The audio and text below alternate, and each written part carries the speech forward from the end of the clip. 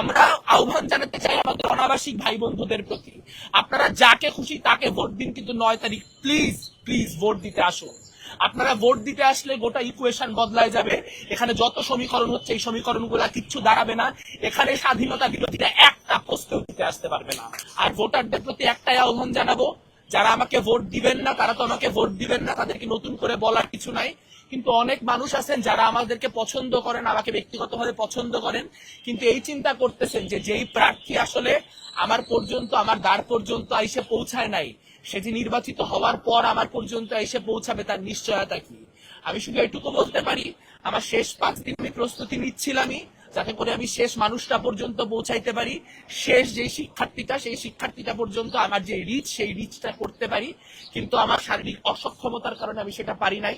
আমি সেই ব্যর্থতার দায় মাথা পেতে নিচ্ছি, কিন্তু একই সঙ্গে অনুরোধটা করছি, যদি আপনি মনে করেন সামনের দিনের যে পরিস্থিতি, সেই পরিস্থিতিতে শিক্ষার্থীদের লড়াইয়ের জন্য উপযুক্ত জিএস ক্যান্ডিডেট আমি, উপযুক্ত প্রার্থী আমাদের প্রার্থীরা, তাহলে প্লিজ আমি আপনার পর্যন্ত শারীরিকভাবে পৌঁছাইতে পারি নাই, এই কারণটুকুতে অন্তত আমাকে আপনার ভোট বঞ্চিত করেন না।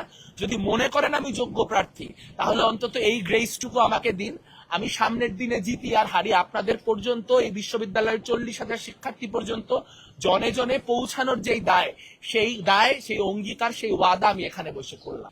প্রতিরোধ পর্ষদের যে সহযোদ্ধা, তাদেরকে সালাম জানাই এই জন্য যে এই প্রতিকূল পরিস্থিতিতে, যেখানে টাকার এইরকম খেলা, মাসেল পাওয়ারের এইরকম খেলা, আন্তর্জাতিক মিডিয়া দিয়ে মানুষজনকে প্রমোট করা হচ্ছে, বিভিন্ন রকম কারসাজি করা হচ্ছে, বড় বড় রাজনৈতিক দল ইনভলভড হয়ে গেছে, সেই জায়গায় দাঁড়িয়ে আপনারা আপনাদের নৈতিক সততা দিয়ে যে লড়াইটি লড়লেন, সেই লড়াইয়ের ফলাফল 9 তারিখে কি হবে জানি না, কিন্তু এটা শুধু ঢাকা বিশ্ববিদ্যালয়ের বিষয় না, সারা দেশ আপনাদের দিকে তাকায় আছে, সারা দেশ দেখছে আমরা কি অনেস্ট ফাইটটা করছি।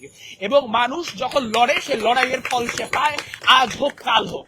ওই কথাটাই বলতে চাই যে 9 তারিখে আমরা আশ্বাস রাখি, এখন আমরা বিশ্বাস রাখি যে আমরা বিজয়ী হব, কিন্তু আমরা বিজয়ী হই, পরাজিত হই, আমরা বিশ্বাস করি যে আমরা যেরকম ছিলাম রাজপথে, আমরা ঠিক সেরকম ভাবে প্রতিরোধের শক্তি হয়ে রাজপথেই থাকবো।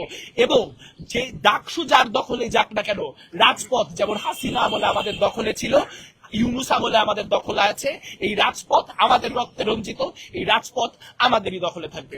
সবাইকে অসংখ্য